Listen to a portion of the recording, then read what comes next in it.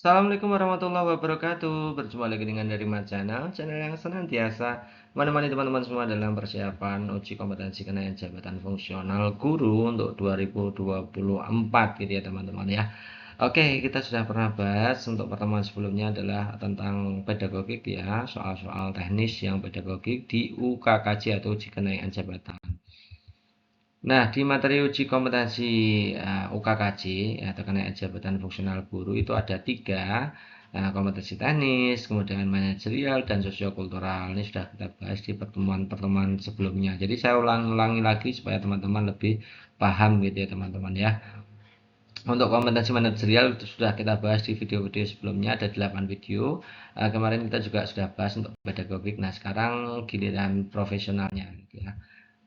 Sebaran soal UKKJ kemarin kita juga sudah bahas. Untuk manajerialnya ada 49 soal, kemudian sosiokultural 6 soal, teknisnya 25 soal.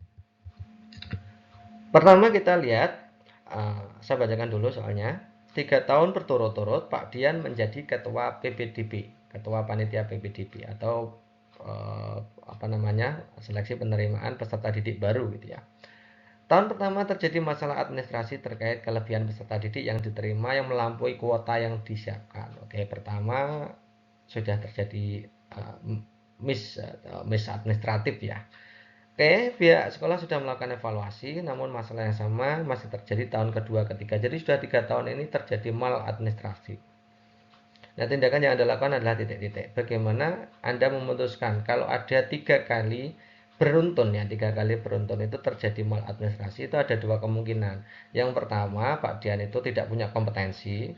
Yang kedua, ada kesengajaan gitu ya. Ada kesengajaan di situ, ya, ada kecurangan di situ. Jadi kita lihat ya opsi pilihan gandanya. Kalau Anda mendapati satuan tugas Anda terjadi begitu gitu ya.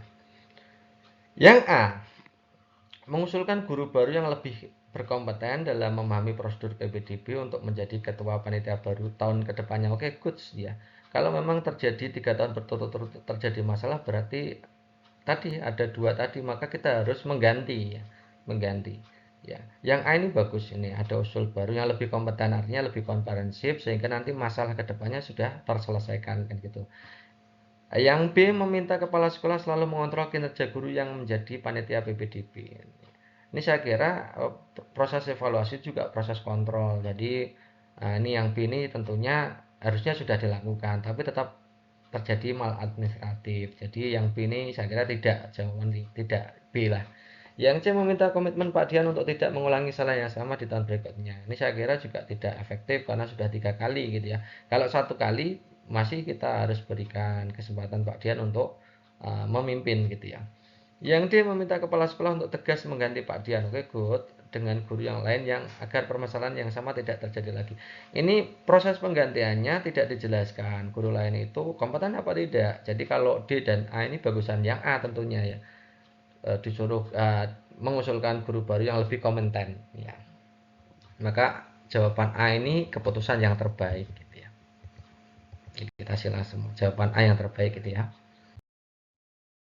Oke, next berikutnya, setiap bulan di sekolah Anda selalu mengumpulkan dana sosial yang diberikan di akhir semester. Tahun ini Anda mendapat mandat untuk mengurus kegiatan tersebut. Terdapat daftar panti asuhan yang sering menjadi tujuan pemberian dana sosial. Nah, kebetulan Anda mengetahui jika ada panti asuhan di daerah Anda yang jauh lebih membutuhkan. Hal yang sebaiknya Anda lakukan adalah titik-titik. Jadi kemampuan Anda dalam memutuskan situasi ini.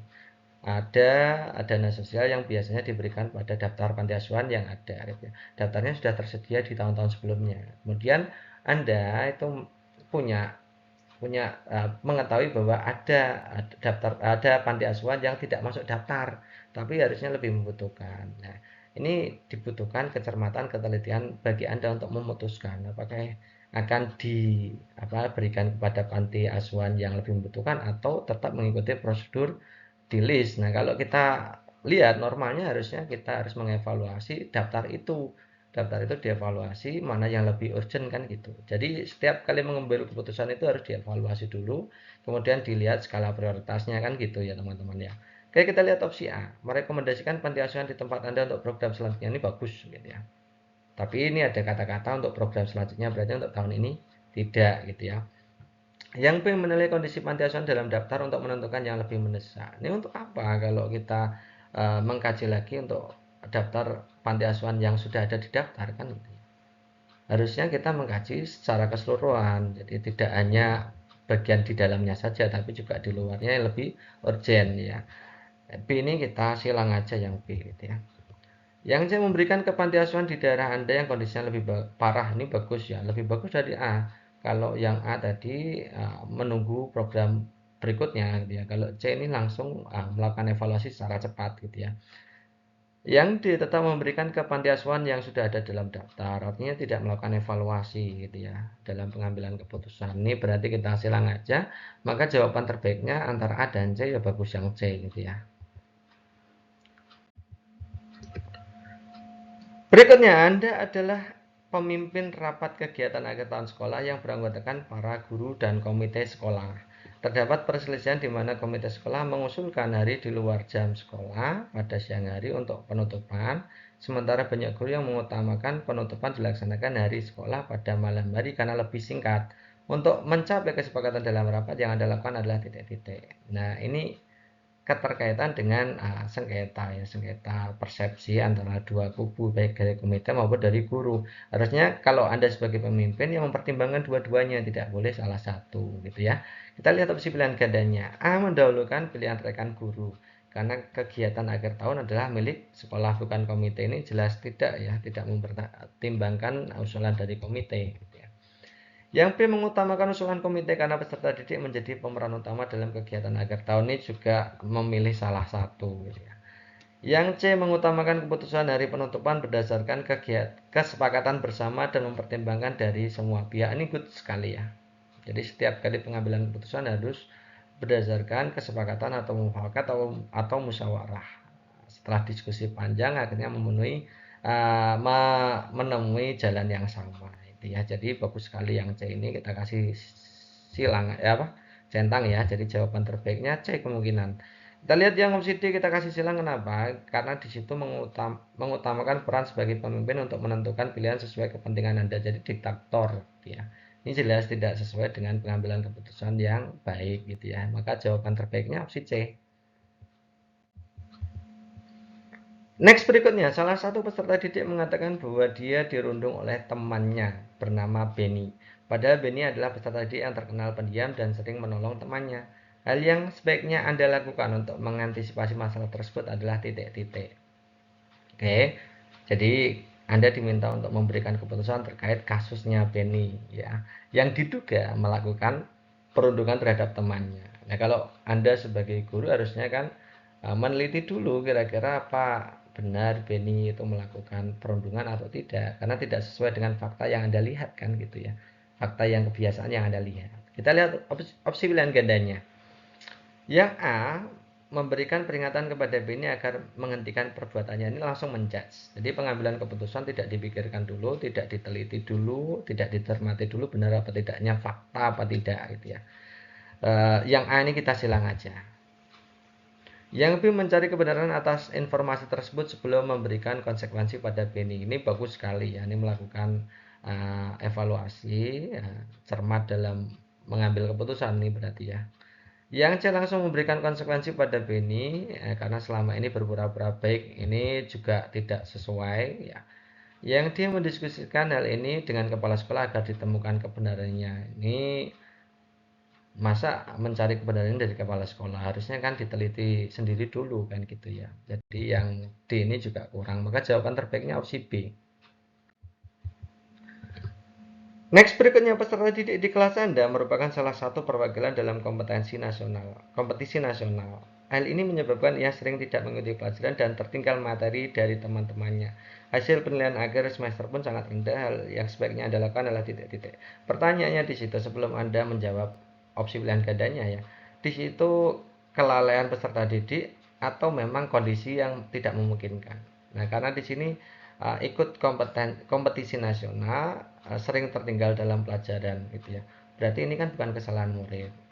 Harusnya Anda memutuskannya ya tidak menjudge muridnya begitu saja kan gitu ya. Tidak menghakimi muridnya sebagai murid yang bodoh atau tidak dinaikkan kelas atau nilainya rendah, kan tidak boleh begitu. Nah, coba kita lihat opsi pilihan gandanya.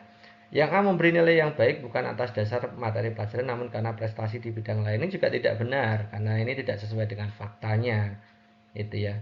Jadi integritasnya dipertanyakan kalau seperti ini. Tidak boleh langsung seperti ini. Maka kita kasih silang aja ya. Yang B memberi nilai rendah secara objektif meskipun peserta didik tersebut berprestasi di bidang lain. Nah, memberikan nilai rendah ini juga tidak sesuai karena itu bukan kesalahan siswa ya. Jadi jawaban B ini juga tidak mencerminkan Anda itu pengambil keputusan yang bijak. Ya. Yang C mendiskusikan penilaian peserta didik ini dengan guru lain dan kepala sekolah. Ini tidak langsung memberi keputusan, tapi menunggu hasil diskusi. Artinya Anda tidak bisa memutuskan secara langsung. Jadi yang C ini juga kita silang. Yang D memberikan kesempatan kepada peserta didik tersebut untuk mengikuti pelajaran tambahan atau remedi sebelum memberikan nilai rendah. Ini good sih, ada kesempatan dulu. Kan ini bukan kesalahan siswa. Jadi siswa diberikan kesempatan untuk pembelajaran, kemudian melakukan remedi, nanti baru ditentukan hasilnya berdasarkan itu. Kalau memang nilainya rendah, tulis rendah. Kalau memang tinggi, ya tinggi. Tapi kan Anda sudah melakukan hal yang benar. Ini sesuai Anda melakukan evaluasi terhadap sistemnya. Jadi D-nya bagus sekali ya. Jawaban D ini bagus sekali. Langsung saja ke karakter soalnya gitu ya. Sekolah Anda mulai menerapkan kurikulum ini sengaja saya kasih bold hitam. Artinya penerapan kurikulum berarti masuk di profesional kan. Nah, saya ulangi lagi, sekolah Anda mulai menerapkan kurikulum merdeka yang mana pembelajaran dilakukan dengan memanfaatkan teknologi. Namun banyak peserta didik yang belum bisa beradaptasi dengan kebiasaan baru. Hal yang sebaiknya Anda lakukan sebagai pengajar di kelas adalah titik-titik. Jadi ini ada kendala dalam penerapan kurikulum merdeka. Ini bagaimana tindakan Anda? Kan intinya gitu ya. Yang A melakukan pembelajaran sesuai dengan penerapan kurikulum baru yang digunakan. Ini berarti tindakan langsung. Kalau tindakan langsung maksudnya di L2. Melakukan pembelajaran sesuai dengan analisis kebutuhan peserta didik. Nah, ini ada kata-kata analisis. Jadi menganalisis dulu kebutuhan peserta didik baru dirancang ya perbaikannya. Itu ya berarti L3. Memadukan pembelajaran antara kurikulum lama dan baru ini juga langsung gitu ya. Mengikuti cara guru lain dalam pembelajaran di kelas berarti ini tidak paham L0 gitu ya. Maka jawaban terbaiknya pasti opsi B. Next berikutnya tahun ini terdapat program sekolah berupa asesmen berbasis proyek. Dalam seragam ini peserta didik diharapkan mampu menyelesaikan proyek untuk selanjutnya akan diadakan penilaian. Namun pihak sekolah merasa penilaian dengan sistem lama dirasa kurang mengikuti zaman. Langkah yang Anda lakukan adalah titik-titik. Berarti ini harus ada perbaikan gitu ya teman-teman ya. Ingat dalam memperbaiki harus dilakukan analisis dulu gitu ya. Kita lihat opsi A, menyusun laporan pembelajaran dalam bentuk digital agar mudah diakses oleh guru dan peserta didik. Jadi ini ada perbaikan yang biasanya manual ke bentuk digital. Nah, proses perbaikan ini namanya L3 ya, level 3 ya. Meminta bantuan kepada guru lain untuk melaksanakan penilaian. Nah, nih pasti L0 ya. Tetap menggunakan metode lama dalam menyusun laporan pembelajaran ini berarti L2 nih melakukan ya. Meminta pihak sekolah untuk memfasilitasi penilaian ini berarti baru sekedar paham itu ya L1. Maka jawaban terbaiknya opsi A. Next berikutnya, sebagai guru mata pelajaran Anda diharapkan mampu memberi materi yang dapat mudah dipahami oleh siswa. Di sekolah, Anda dinilai sangat kompeten dalam mengajar. Namun tahun ini mata pelajaran yang Anda ampu mengalami kemerosotan, terlihat banyak peserta didik yang memiliki nilai rendah gitu ya. Langkah yang Anda lakukan adalah titik-titik. Jadi ini hubungannya dengan pemberian materi gitu ya. Pemberian materi dengan hasil kok tidak sama gitu ya. Ini berarti masuk profesional kan. Yang A, meminta peserta didik yang memiliki nilai tinggi untuk membantu temannya yang masih memiliki nilai rendah. Berarti ini tindakan secara langsung. Maka jawab ini L2 gitu ya. Mengusulkan jam tambahan ini juga L2. Mengevaluasi pokok bahasan. Jadi ini kalau mengevaluasi berarti maksudnya di L3. Menganggap hal tersebut bukan suatu masalah karena Anda sudah. Nah, ini berarti kan pemakluman. Berarti menganggap hal tersebut bukan suatu masalah karena Anda sudah mengajar sesuai prosedur. Tidak paham ya. Ini berarti pembiaran tadi ya, L0 ya. Maka jawaban terbaiknya opsi C. Next berikutnya, beberapa peserta didik di kelas A memiliki intelijensi lebih rendah dibanding peserta didik lain. sehingga menyebabkan beberapa peserta didik tersebut cenderung lamban dalam mengikuti pembelajaran. Hal yang sebaiknya dilakukan adalah titik-titik. Ini ada karakteristik peserta didik yang lamban, artinya ini pembelajaran inklusif. Ya, karakteristik pembelajaran inklusif. Berarti masuknya di profesional indikator kedua. Coba kita lihat opsi pilihan gandanya. Memberikan pembelajaran tambahan, ini berarti langsung ke tindakan L2 ini pasti ya. Merancang standar hasil belajar yang sesuai dengan kompetensi tiap peserta didik. Ini perancangan standar hasil itu berarti perbaikan sistem kan, perbaikan sistem masuknya di L3. Mengajak peserta didik lain untuk membantu peserta didik yang lamban, ini juga tindakan secara langsung gitu ya. Memaklumi peserta didik yang memiliki keterlambatan dalam belajar, ini pemakluman berarti L1 gitu ya. Jadi jawaban terbaiknya pasti B gitu ya. Nah, begitu mudah dalam menjawab soal-soal UKKJ sebenarnya teman-teman. Salah satu implementasi kurikulum Merdeka adalah adanya kegiatan proyek penguatan profil pelajar Pancasila. Nah, penguatan materi dilakukan sebelum melakukan aksi proyek penguatan profil pelajar Pancasila. Nah, namun di lapangan ditemukan para peserta didik mengalami kesulitan dalam melaksanakan kegiatan tersebut. Upaya yang Anda lakukan adalah titik-titik. Ini juga termasuk kendala dalam penerapan kurikulum kan. Nah, terutama di bagian awal yaitu di penguatan materi sebelum kegiatan pelaksanaan proyek penguatan profil pelajar Pancasila gitu ya. Oke, kita lihat opsi pilihan gandanya. Yang A, meminta peserta didik untuk melakukan kegiatan sesuai dengan kemampuan yang dimilikinya. Berarti ini tindakan langsung L2. Memberikan motivasi, ini L2. Membantu pembuatan konsep kegiatan yang menggambarkan, ini membuat konsep ya. Kegiatan yang menggambarkan profil pelajar Pancasila, ini juga tindakan langsung L2.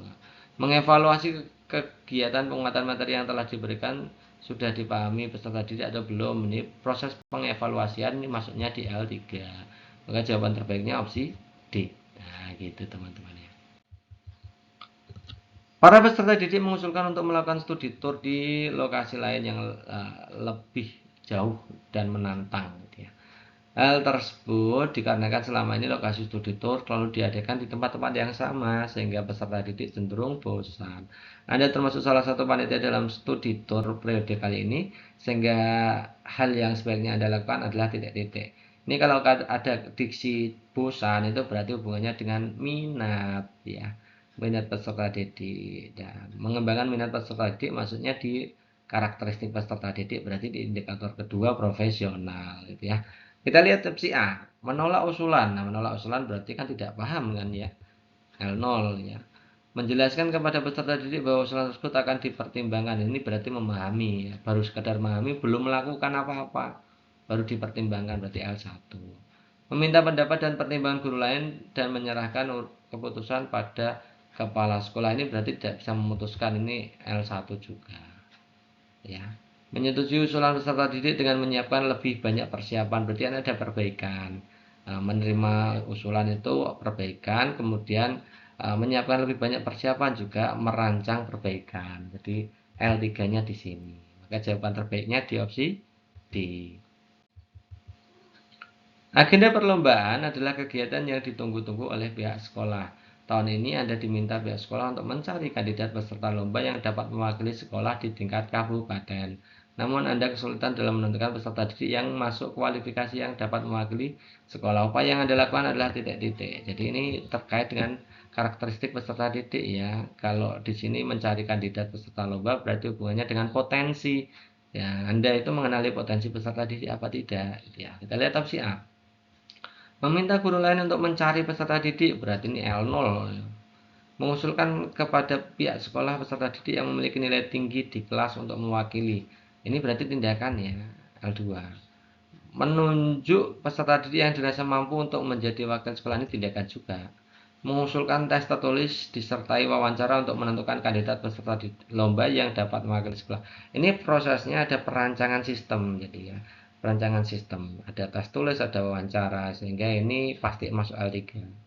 Nah, jawaban terbaiknya D ya. Nah, itu teman-teman untuk pembahasan dari soal-soal UKKJ atau uji kompetensi kenaikan jabatan. Nah, teman-teman kalau mau belajar lebih lanjut ya, belajar secara total bentuk-bentuk soalnya, teman-teman bisa memesan buku ya, memesan bukan buku ya, e-book ya. Memesan e-book yang dari Channel sudah buatkan e-book khusus untuk UKKJ gitu ya. Dulu dari Channel sudah membuatkan e-book untuk P3K, kemudian PPG, Pretest, UP dan lain-lain. Sekarang untuk kali ini kita demi untuk teman-teman ya, untuk persiapan pelaksanaan UKKJ atau uji kompetensi kenaikan jabatan, dari Channel juga meluncurkan e-book ya. E-book itu buku elektronik ya teman-teman, bentuknya subfile, teman-teman bisa belajar di situ dengan mudah, dengan HP juga bisa digunakan gitu ya, bisa diputar gitu ya. Teman-teman yang ingin ya berminat untuk membeli e-book UKKJ Guru PNS 2024, silakan pesan ke admin dari Channel, harganya 50.000. Nomornya hanya satu-satunya di ini teman-teman ya, 085 712 166 998. Silahkan dicat aja gitu ya teman-teman ya. Nah, itu dulu teman-teman untuk pembahasan kita kali ini. Terima kasih atas perhatiannya. Wassalamualaikum warahmatullahi wabarakatuh.